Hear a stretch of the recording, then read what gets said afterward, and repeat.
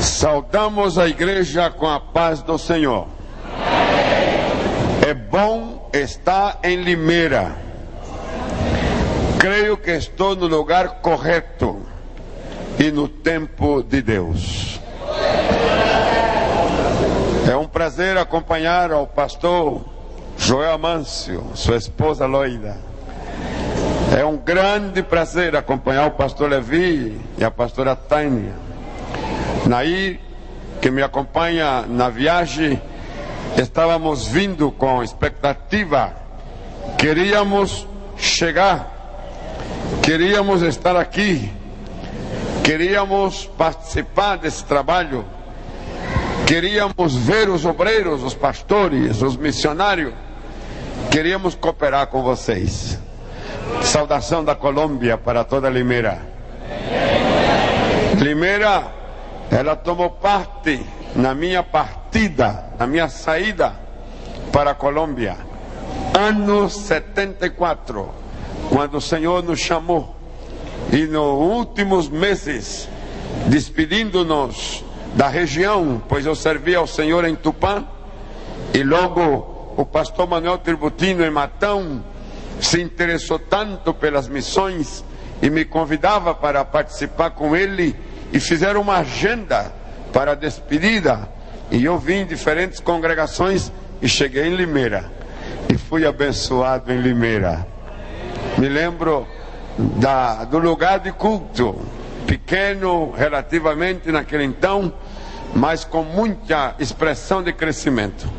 Hoje é uma realidade tudo que nós estamos vendo, e eu parabenizo a obra missionária que vocês estão fazendo, o número de obreiros comprometidos, as congregações que têm nascido desse esforço, dentro e fora do Brasil. Venho para trazer uma palavra que permita conscientização dentro desse tema, que é livre aqueles que estão destinados à morte. Agora, eu penso que a compreensão sobre os povos, famílias inteiras que estão em perigo de vida, está clara para nós. Hoje, enquanto escutava por um momento as notícias, a gente fica assombrado de ver o número de pessoas que são vítimas e morrem inesperadamente, por diferentes motivos e razões. E cada vida que morre sem Cristo é uma vida sem salvação. Na frente deles, o que fica é a expectação de uma condenação eterna. A igreja, ela tem uma grande responsabilidade em levar para estas pessoas aqui no Brasil, na cidade onde a igreja está, fora do Brasil e em qualquer lugar do mundo, ela tem a obrigação de fazer que essas pessoas conheçam o plano eterno da salvação. Agora, quando nós já somos organização, quando nós já somos um corpo, muitas vezes a nossa atenção, ela é interna, e nos ocupamos mais tempo nas coisas da parte interior da igreja, como família. Então eu gostaria, com a licença de vocês, que a gente entrasse no tema, vendo várias coisas e razões bíblicas da igreja. Vocês querem ouvir isso? Então vamos, Atos dos Apóstolos, aquele livro que todo mundo conhece, que todo mundo sabe. Vamos possessionar-nos no capítulo 1 ao capítulo 2. Seria 2 capítulos primeiro, sem ter que ler ele todo. Eu vou fazer memória e focar alguns versículos, e vocês que conhecem a Bíblia vai me acompanhar na narração dos acontecimentos dentro da expectativa que aqueles homens tinham. o capítulo 1 de Atos, aparece um homem, notem bem, chamado Lucas, escrevendo o segundo tratado, com o interesse de alcançar um amigo. Lucas. O seu primeiro tratado é o Evangelho, que leva o seu nome. O segundo é Atos dos Apóstolos. O destino do seu trabalho é um amigo, uma pessoa a quem ele respeita muito, que se chama Teófilo. E ele, a dirigir-se a Teófilo, disse: ó excelentíssimo Teófilo. Agora, no primeiro tratado há 24 capítulos, que foi esboçado minuciosamente e cuidadosamente, narrando todos os acontecimentos na vida de Cristo, desde a ótica dele, Lucas. No segundo, ele tem 28 capítulos. Então, se você soma 24 com 28, quanto dá? 52. Assim que Lucas, amando a uma pessoa, interessado na salvação dele, ele toma tempo, investiga, põe em ordem uma série de acontecimentos para que aquele amigo soubessem o que Deus estava dando ao mundo na pessoa do seu filho Jesus, e o resultado da sua morte na cruz e a sua ressurreição, a igreja que tinha submergido e saía para fazer um trabalho extraordinário. Nesses 52 capítulos fica então demonstrado que é possível fazer o máximo esforço para ganhar uma vida para Cristo. É possível fazer o máximo esforço para ilustrar a uma pessoa e fazê-la conhecer o grande amor de Deus. Agora, Lucas, escrevendo a Teófilo, diz que o Senhor Jesus, depois de ressuscitado, apareceu a mais de 500 discípulos e se apresentou a eles com provas da sua vida, com provas da manifestação sobrenatural da ressurreição. E logo Lucas põe em ordem quatro petição podia ser também que o Senhor faz para os seus discípulos. Primeiro, ele diz: eu quero que vocês se enfoquem no conteúdo da mensagem, que vão ser portador dela. O conteúdo da mensagem deve ser o reino de Deus. O versículo 3 disse que ele precisou com os discípulos e falou acerca do reino de Deus. Escutem bem, a nossa maior notícia para o pecador não consiste em uma grande discussão teológica, não consiste em mostrar diferença de grupo religioso, não consiste em criar uma polêmica de ordem eclesiástica. A grande notícia que o pecador precisa ouvir é acerca do reino de Deus. A igreja ganha quando os seus membros, os seus obreiros, têm compreensão do reino de Deus e fala do reino de Deus.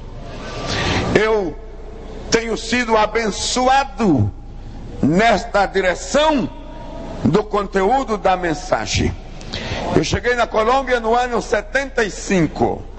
A minha família, composta de 5 pessoas, 3 filhos, 2 anos, 4 anos e 7 anos. E a minha esposa, comigo formávamos os 5. Chegando no lugar que Deus tinha determinado para nós, éramos estranhos. As pessoas nos olhavam com certa reserva por não conhecer-nos. Logo pela diferença do idioma, mesmo que o português se parece em alguma coisa com o espanhol, difere em muito. Então nós estávamos debaixo da mira de todos. Mas no dia 28 de abril de 75, 4 dias depois de ocupar a casa, Anaí, as crianças, comigo, saímos à rua. Não sabíamos falar o espanhol, mas desejávamos comunicar-nos. Aí havia uma chama que queimava dentro de mim, e que eu era portador de boas notícias. Então eu saí e na esquina, entre uma rua e uma avenida, nos paramos e os 5 fizemos imediatamente um acordo de adoração e levantamos a nossa voz cantando: foi na cruz, do primeiro vi a luz, e nas manchas de minha alma eu lavei.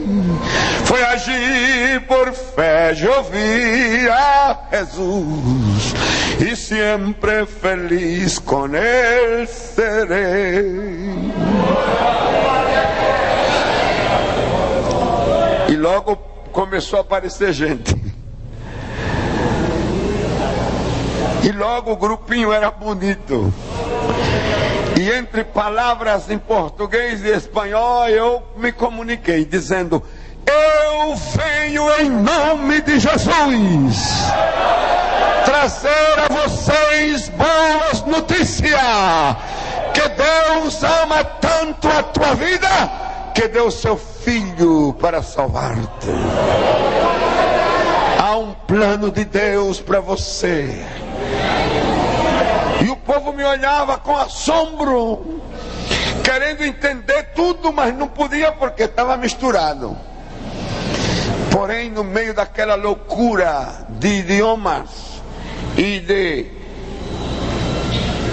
esforço, um jovem chegou com uma maletinha executiva, bem vestido, e parou no meio dos outros adolescentes, e jovens que estavam ali, e me olhava.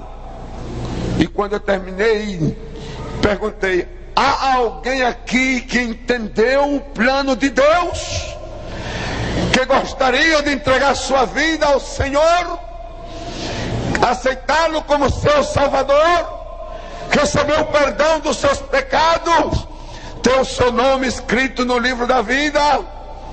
Aquele jovem levantou a sua mão em praça pública.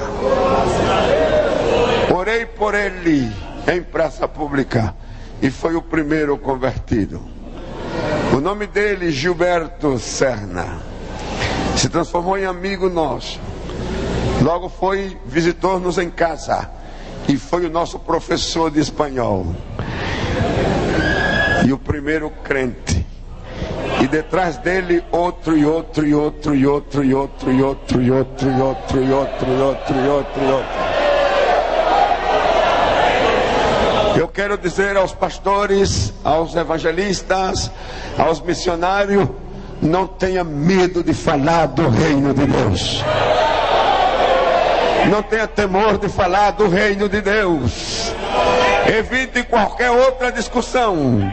centre a sua mensagem no reino de Deus. A segunda ordem que o Senhor deu aos seus discípulos foi: não saiam de Jerusalém. Não saiam. E os discípulos ouviram essa ordem. E logo o Senhor dá uma terceira ordem: até que recebam a promessa. Até que recebam a promessa. Você sabe que há promessa para a igreja? Esta noite eu estou aqui para dizer que há promessa de Deus para você. E enquanto a promessa vem, você espere. Se é necessário, não saia. Fique ali até que se cumpra a promessa. Nós estamos falando de duas ordens mais.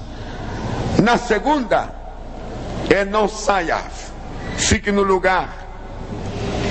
Na terceira, espere, tenha paciência e esperança, porque aquilo que Deus falou, se fará, se cumprirá. E eles certamente ficaram ali, tiveram dificuldade e fizeram uma pergunta: neste tempo restaurarás o reino a Israel? O Senhor estava falando de coisas espirituais e eles estavam preocupados nas coisas terrenais, problemas nacionais, problemas políticos. O Senhor responde com paciência: não vos corresponde saber os tempos que o Pai já determinou.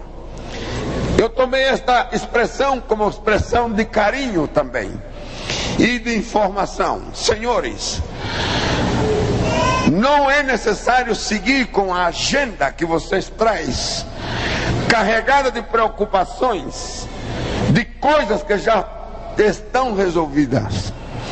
O que você não pôde resolver ontem, o que não foi possível resolver em anos, Deus já resolveu. Agora você precisa crer que Ele tem a solução. E você enfoque a sua vida no plano que Ele traçou para você, na nova agenda que Ele tem para você. Então o Senhor diz para eles: o Pai já determinou e está determinado, mas você será cheio do Espírito Santo. Escute, na nova agenda que o Senhor tem, há outra coisa melhor. E o que é melhor agora? O melhor é que vocês vão ser cheios do Espírito Santo. Esta palavra para eles era suficiente. E logo o Senhor ampliou, dizendo: e então vocês serão testemunha minha do Evangelho do Reino, aqui em Jerusalém, ali em Judeia, lá na Samaria e até o último da terra. Eu gostaria da sua atenção aqui para ver uma coisa. A mente dos discípulos estava fechada na preocupação territorial. O mapa de Israel não tem muitos quilômetros quadrados. Se você olha até o dia de hoje, é pequeno e sigue em briga por causa dos interesses que estão causados ali. O que o Senhor está dizendo para os discípulos é isso: eu vou transformar a vocês em homens internacionais. Vocês estão preocupados com os limites das fronteiras do território, e eu estou dizendo que eu vou fazer de vocês testemunha do mundo. Vocês vão romper as barreiras territoriais, vocês vão passar as fronteiras, vocês vão chegar até os confins da terra. Sinto que eu estou falando com alguém aqui esta noite. A sua agenda já se esgotou. A sua agenda já se esgotou. A sua agenda já se cumpriu. Deus tem outra agenda para você.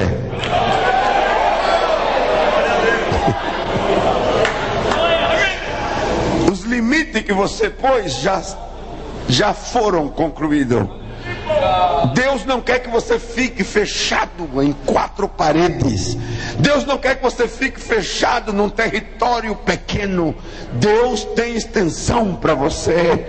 Deus quer que você seja um homem ou uma mulher de visão, que possa alcançar até os confins da terra. Então a palavra é essa. Na sua agenda há um índice que diz sem limite.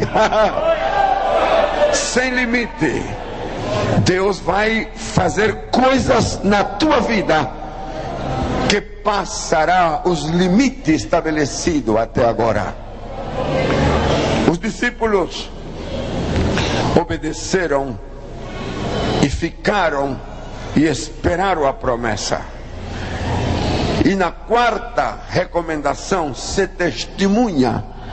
Eles teriam agora uma tarefa grande. Era chegar com a palavra até aos confins da terra. Escutem bem.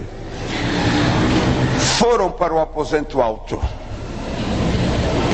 E de repente, disse o capítulo 2, cumprindo-se os dias, de repente veio um vento que encheu toda a casa. Eu quero que você observe aqui algo. Primeiro, eles ouviram. O ouvido, o sentido foi despertado para ouvir coisas sobrenaturais. Ouviram. Vento forte que soprou sobre toda a casa. Segundo, viram, foram abertos os olhos e viram línguas de fogo posando sobre cada um deles. É assim, seria que eu estando aqui olho para o irmão e vejo uma língua de fogo.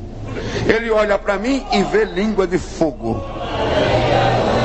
Terceiro, os dois começamos a falar outras línguas, conforme o Espírito nos dá que falemos. Isso aconteceu. Então Pedro falava língua, João falava língua, Tiago falava língua, todos falavam língua, e um olhava para o outro e falava língua, e o outro olhava para o outro e falava língua, e viam o fogo sobre a cabeça, e aquilo se transformou num barulho tão grande. Era uma experiência espiritual e sobrenatural que marcou a vida. Até ali, eles tinham tido experiências vendo o outro sofrer, vivê-la, sentir-la. Agora era eles em pele, era eles com seu próprio corpo que estavam desfrutando disso. Eu quero dizer para a igreja esta noite: faz falta ter uma experiência pessoal com o Espírito Santo. E eu creio que esta noite o Espírito Santo está aqui.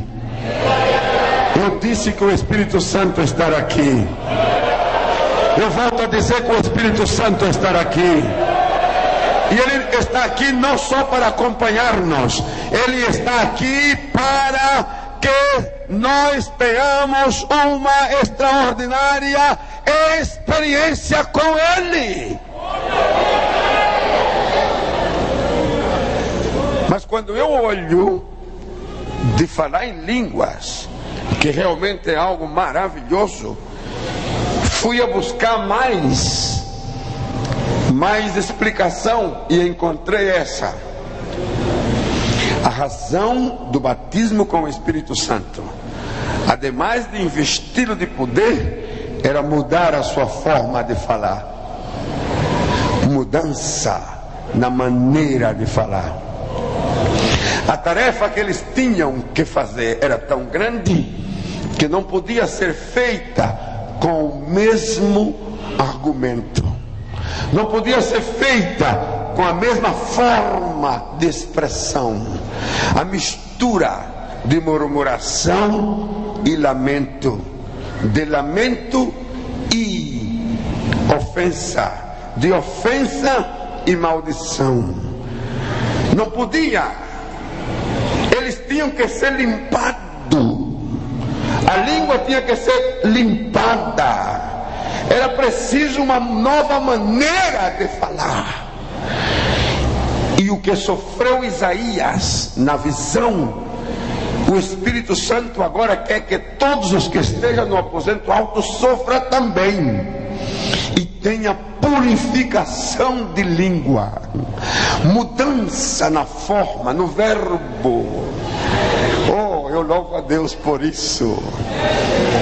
Sabe, eu creio que esta noite o Espírito Santo está aqui. Ele está aqui. E ele sabe quem tem uma língua, um vocabulário que precisa ser mudado. Ele sabe. Talvez você não é bem sucedido na sua tarefa porque a sua maneira de falar não está correta.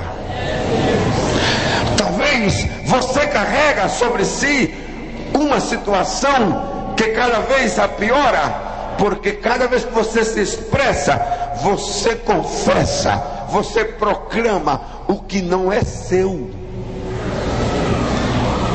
aquilo que não é bom, aquilo que não lhe ajuda, aquilo que não parte de uma expressão de fé. Talvez você é parte daquele grupo que deseja melhorar, que deseja alcançar outro nível, porém você não pode passar para o outro lado, para o outro grupo, porque as suas palavras o detêm. Deixa eu dizer esta noite, o Espírito Santo está aqui. Eu disse que o Espírito Santo está aqui para ajudar-te a mudar a tua forma de falar.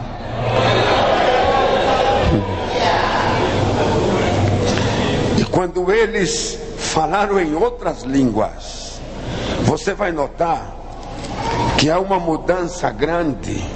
No capítulo 2, no versículo 14, disse que Pedro, ouvindo o povo que estava lá fora criticar, señalar, acusar, Pedro se levantou. Se levantou Pedro.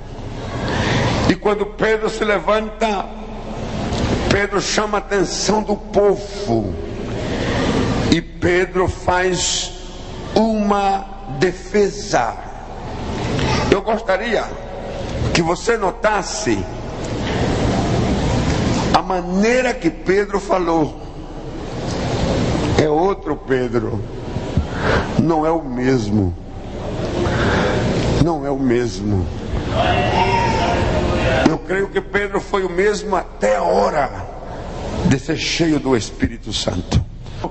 Ele foi transformado.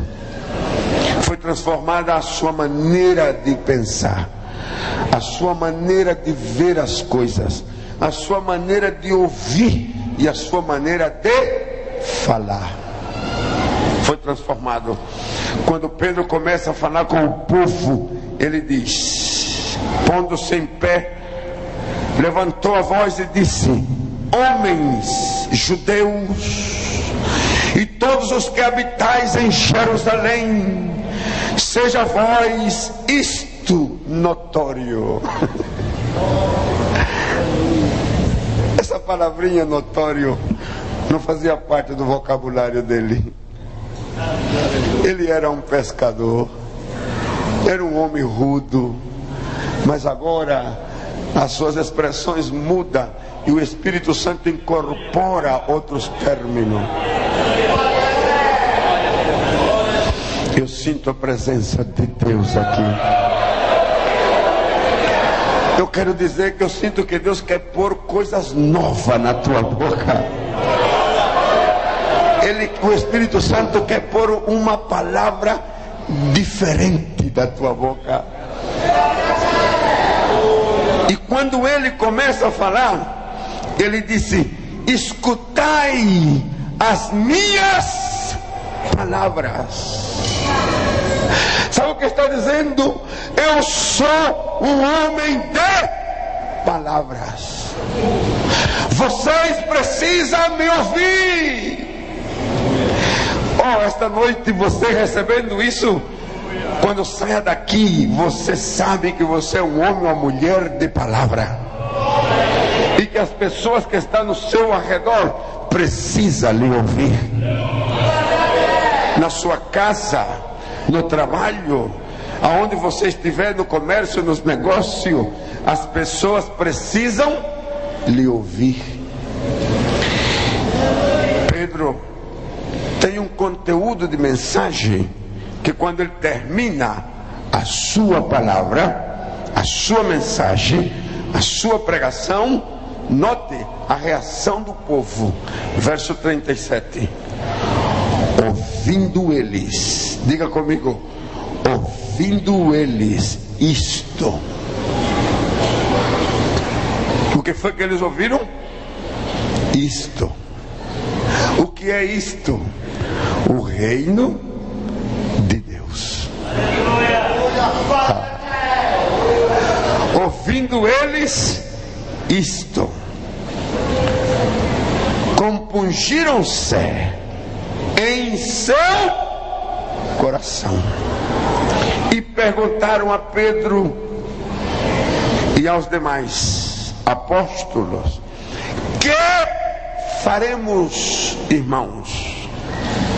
Disse-lhe Pedro: arrependei-vos e cada um de vós seja batizado em nome de Jesus para perdão dos pecados, e recebereis o dom do Espírito Santo. Note, Pedro acrescenta: a promessa diz respeito a vós, aos vossos filhos e a todos os que estão longe, e tantos quanto Deus nosso Senhor chamar. Com muitas outras palavras dava testemunho e os exortava dizendo: salvai-vos desta geração perversa. Qual é a resposta daquele povo? Os quais de bom grado receberam a palavra, foram batizados naquele dia e agregaram-se quase 3.000 almas. Quantos podem louvar a Deus por isso?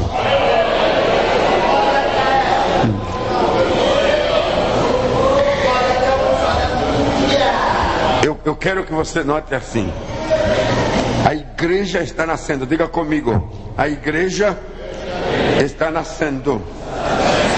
O primeiro protagonista do seu nascimento é o Espírito Santo. O segundo protagonista é Pedro. Quem é? Pedro. E o que representa Pedro?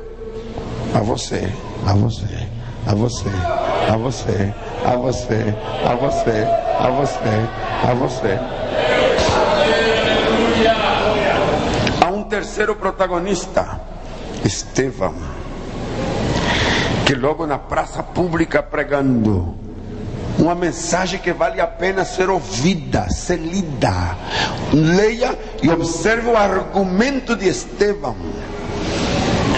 E logo há um quarto protagonista, Felipe. Quando você vai ao capítulo 8, já Felipe está em Samaria e revoluciona a Samaria toda. Disse que o povo daquela cidade tinha grande alegria, porque pelas mãos de Felipe se fazia milagres, prodígios, sinais e maravilha. Eu quero dizer à igreja de Limeira, o Espírito Santo que foi naquele tempo é hoje. O Espírito Santo que estava com aquele pessoal é o mesmo que está hoje com você e está comigo.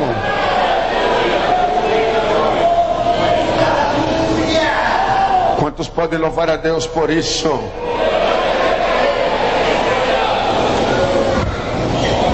Quando você lê todo o capítulo 2 e chega no versículo 47, vamos ali, por favor.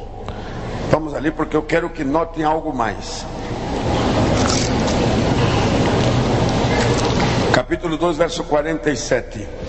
Louvando a Deus e caindo na graça de todo o povo, e todos os dias, não ouvi nada, e todos os dias. Quantos dias? Todos os dias acrescentavam o Senhor à igreja aqueles que iam sendo salvos. Então, a tarefa do Espírito Santo é salvar a alma todos os dias. Mas para que haja salvação de alma todos os dias, necessita discípulos dispostos todos os dias. Eu pergunto esta noite: há gente disposta? Há gente disposta de não dormir sem que primeiro fale de Jesus a uma pessoa? Sem que primeiro se esforce por ganhar uma vida para o Senhor?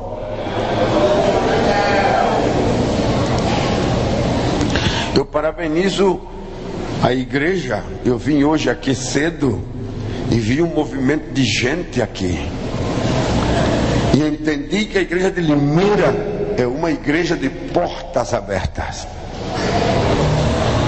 E entendi, pastor Levi, que as congregações são congregações de portas abertas. Pastor Joel, pastor Levi, em Cúcuta começamos esse processo de portas abertas todos os dias, e nós estamos fazendo hoje 29 cultos na semana. 29 cultos na semana. Começamos às 6 horas da manhã. O primeiro culto de 6 às 7:30 da manhã. O outro começa às 8 até às 10 horas. O outro começa às 10:30 e vai até o meio-dia. E logo começa às 3 e vai até às 5. E logo começa às 7 e vai até às 9.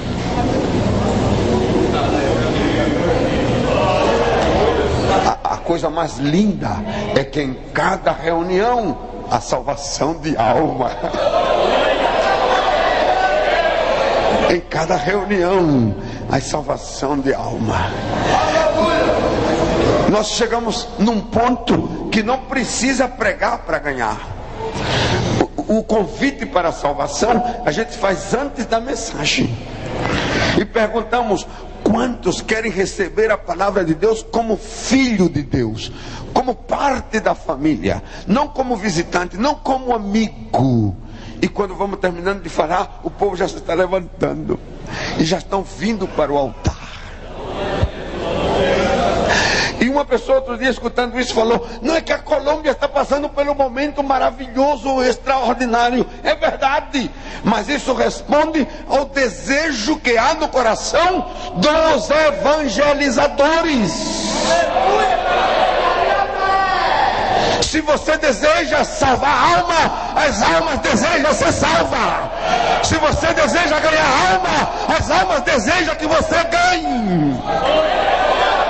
Se você deseja ir ao pecador, o pecador deseja vir aonde você está.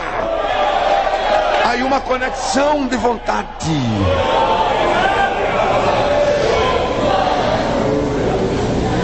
Eu espero que esta reunião missionária sirva para que o fogo seja altamente aquecido.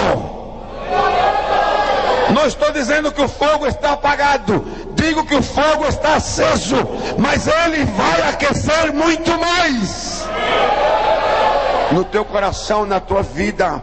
Ontem à noite o pastor me indicou como chegar daqui na sua casa. Eu estava no hotel e eu disse, mas eu não conheço bem o caminho, faz muito tempo que eu não vim a Limeira. E ele, com seu jeito carinhoso, disse, o senhor vai aqui na direita, ali para a esquerda, depois para a direita, depois para a esquerda, e o senhor chega. E o que aconteceu é que eu me perdi. Perdido, pastor, em Limeira. Mas que perdida tão boa. Então eu vi a Limeira, que não é nada daquela Limeira que eu conheci. O seu tamanho, a sua expansão, os seus bairros. E eu sentia que Deus tem um plano com Limeira. E que Deus tem um plano com a sua igreja. E eu sentia amanhã à noite, quando eu estiver no culto, eu vou dizer que Deus precisa de você. Eu disse que Deus precisa de você. Deixa eu dar outro testemunho. Nós fizemos um pacto com a igreja em Cúcuta, a que cada crente ganhe uma pessoa, e vele por ela até vê-la bautizar-se. Vele.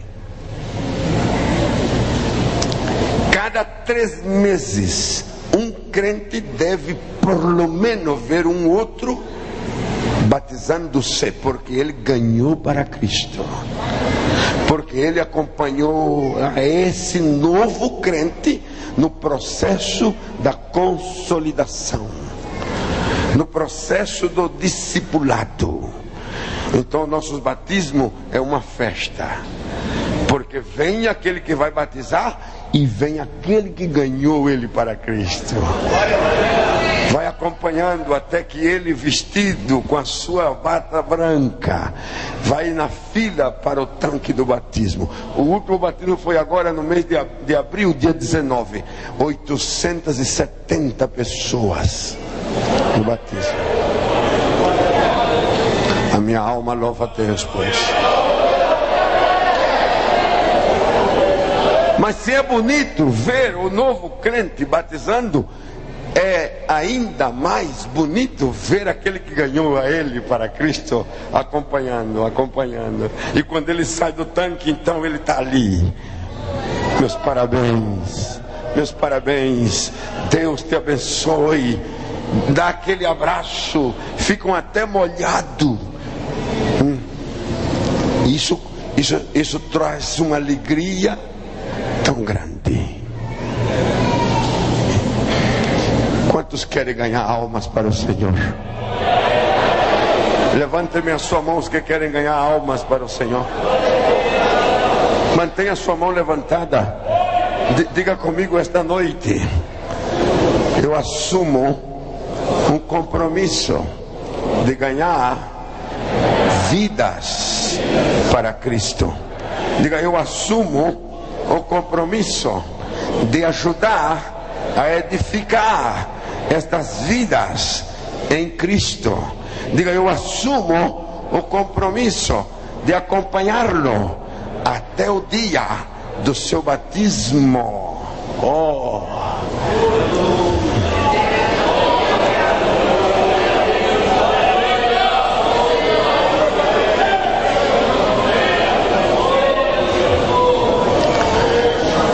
E talvez você dirá: e como é que eu faço para ganhar? O campo é tão amplo que começa na sua própria casa. Talvez aí mesmo em casa está uma pessoa. talvez está no trabalho, talvez está lá na sua escola, na sua universidade, no grupo de amizade. Você tem alguém para falar do Senhor e trazê-lo ao Senhor. Amém? Diga: eu quero ganhar almas para Jesus.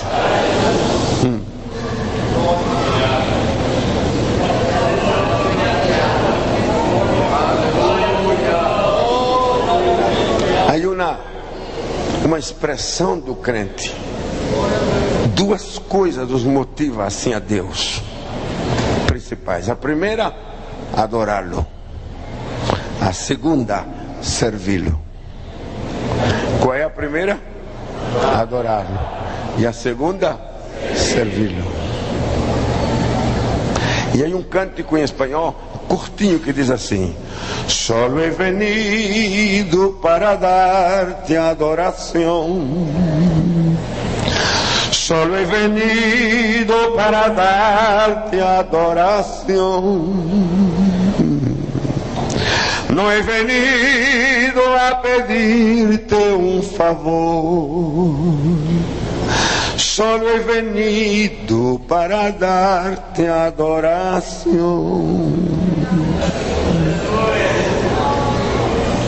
Diga conmigo: solo he venido para darte adoración. Solo he venido para darte adoración.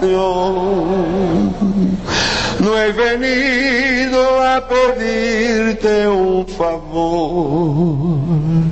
Solo he venido para darte adoración.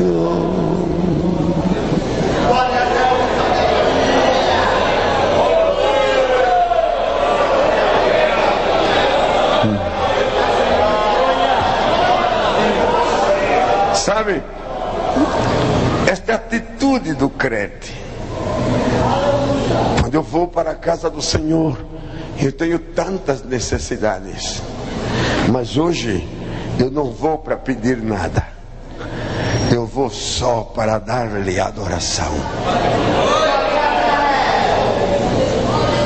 Solo he venido para darte adoração.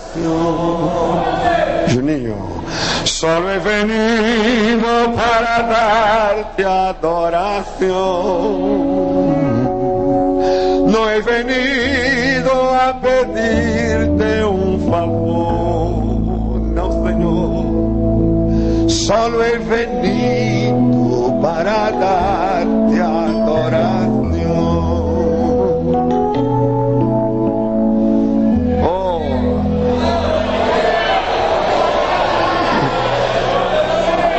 Agora, note o que é que vai acontecer. Nós vamos cantar de novo. E eu quero que você cante. Eu estou buscando que não haja tradução em português. Sabe por quê?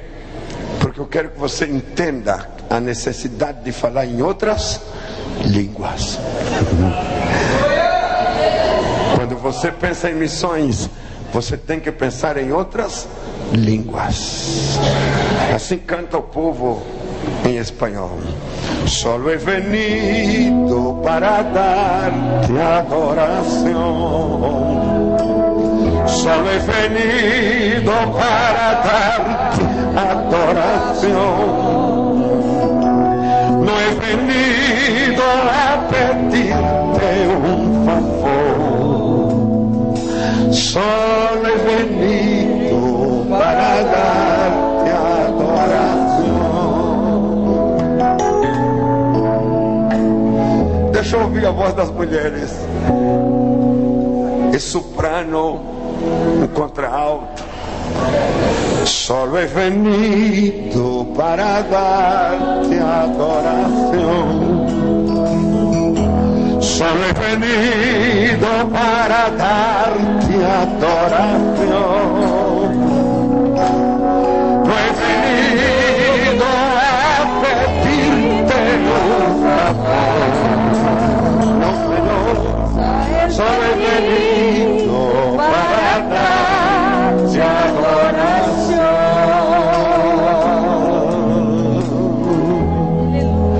a Tânia, com a Tânia. Solo he venido para dar-te adoración. Solo he venido para dar-te adoración. No he venido a pedirte un favor. Solo he venido para dar-te adoración. Aleluia. E a voz dos homens, esse homem que sabem adorar a Deus, e adorar a Deus uma nova língua. Com o Juninho, vamos ver. Solo he venido para dar-te adoração. Solo he venido para dar-te adoração. No he venido a pedirte un favor. Solo he venido para dar-te adoração.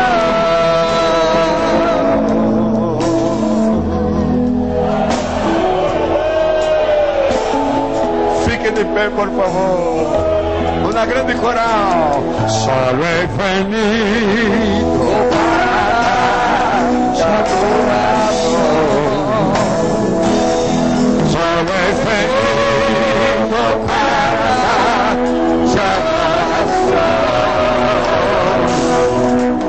No he venido a pedirte un favor. Solo he venido para dar-te adoração.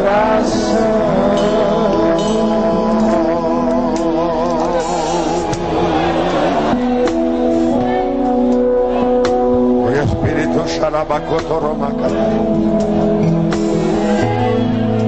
E de quem te achore acampa, Yanaba Sanda Raya, ó. Calamacho de Remicanda Rama Canto Lamacho.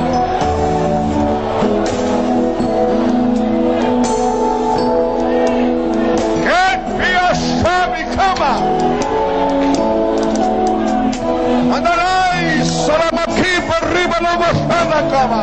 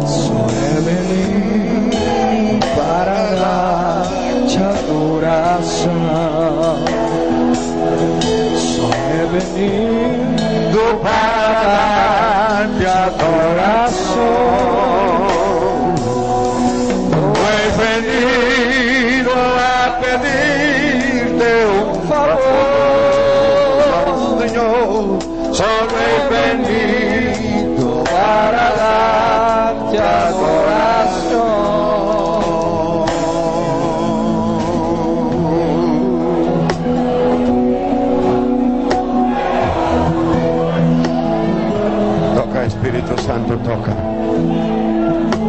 Dá línguas novas, um idioma novo. O Ramakatori Ashanda Ramakamba Labababashata. Solta agora, solta agora. Limpa agora. Limpa agora. Queima agora. Modifica as palavras, transforma a forma de falar. Oh, Sharamakanda Yamakai. Diribashori Bikampa Ramakatoro Yaramashonahai.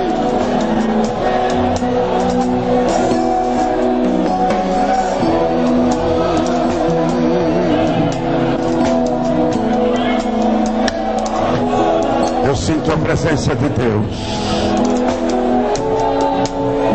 Ele está está mudando a forma de falar de muitas pessoas esta noite aqui.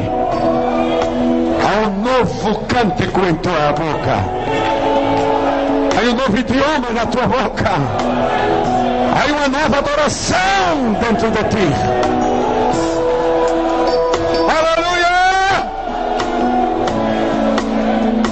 Obrigado, Senhor. Oh, obrigado, Senhor.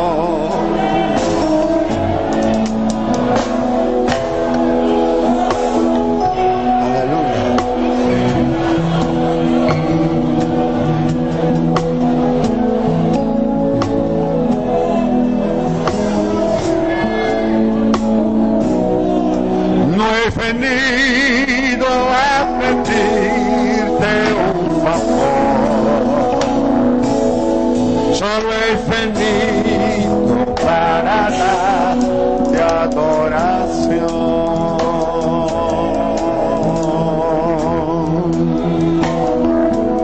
Tome seu assento. Aleluia. A presença de Deus é real. Oh, a minha alma lava.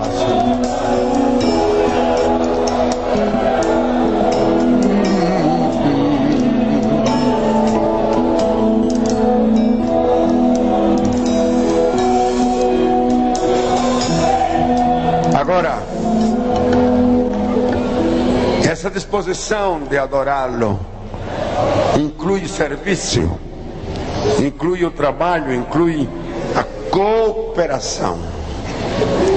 E no capítulo 4 do Atos, e o versículo 32 ao 34, e era um coração e a alma da multidão dos que creiam, e ninguém dizia que coisa alguma do que possuía era sua própria, mas todas as coisas lhes eram comuns. Os apóstolos davam com grande poder testemunho da ressurreição do Senhor Jesus, e em todos eles havia abundante. O que era que havia? Abundante.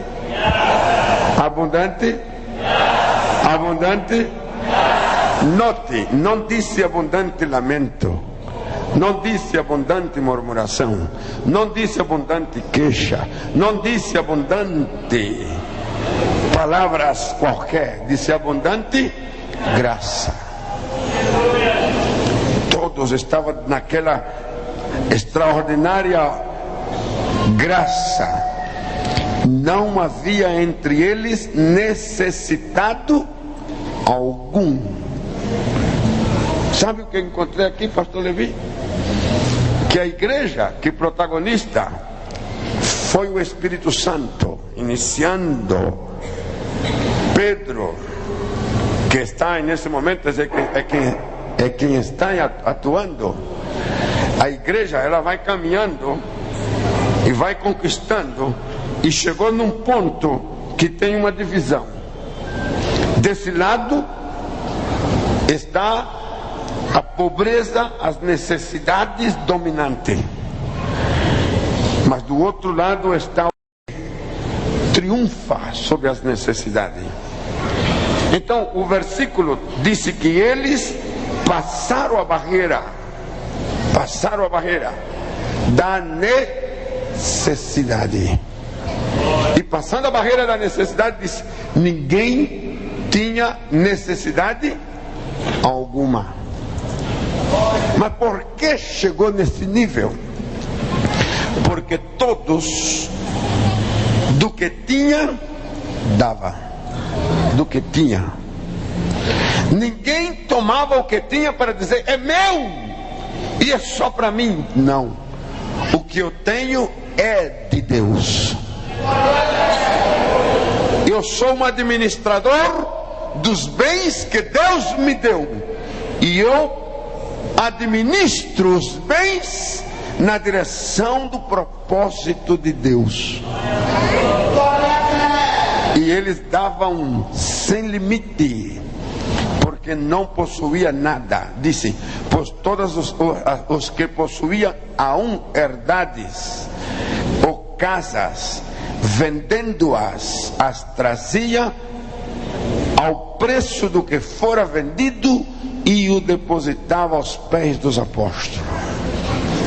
Essa palavra, ela diz então que a igreja alcançou o mais alto nível de prosperidade.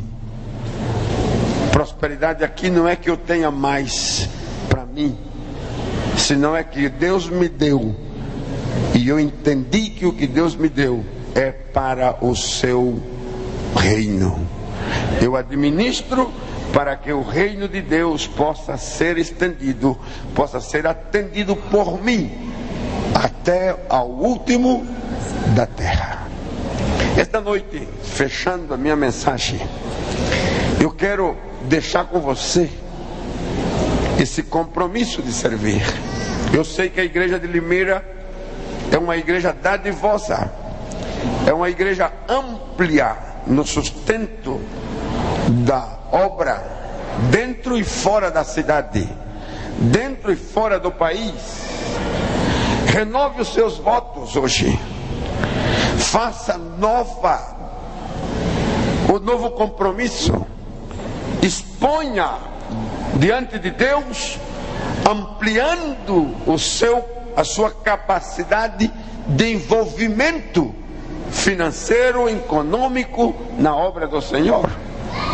Uma alma, ela custa preço de sangue, mas não só é o preço da morte, do sangue derramado na cruz, também uma alma reclama o preço da nossa cooperação. Eu estou servindo ao Senhor nas missões por 34 anos. Eu sei o que é estar no campo e esperar que chegue a ajuda para pagar o aluguel, para pagar os serviços de água, luz e outros, para pagar o colégio, a escola das crianças, porque como estrangeiro não temos os direitos que têm os nacionais. E quando falo de estrangeiro, não só estrangeiro era em outro país. Uma pessoa pode ser estrangeira dentro da sua própria nação, quando muda de estado, quando muda de cidade e até muda de cultura dentro do próprio país. Tem que ser aceitado, tem que ser adotado pelo povo do lugar. E se vai como embaixador de Cristo, os que estão ali olham para ele de outra maneira. Não é fácil manter-se ali, mas é possível. E quão agradecido fica o missionário quando essa ajuda chega, quando esta cooperação chega. Você não tem a imaginação do que sente a família do obreiro. Sabe por quê? Porque se o seu filho estuda, os filhos dos obreiros também estudam. Se você gosta de viver numa casa digna, os obreiros e os seus filhos também merecem viver numa casa digna. Se você sente prazer quando veste uma roupa decente, os obreiros também e a família sente prazer e agradecimento quando veste uma roupa decente. Agora, isso se chama aliança corporativa. Quando essa aliança corporativa se dá, ganha as duas partes. Ganha o obreiro que está no campo, porque tem mais liberdade para fazer o trabalho. Ganha as almas que estão perdidas no lugar aonde ele está. Mas também ganha você que deu, porque por abrir você a sua mão, Deus abre as portas dos céus para você.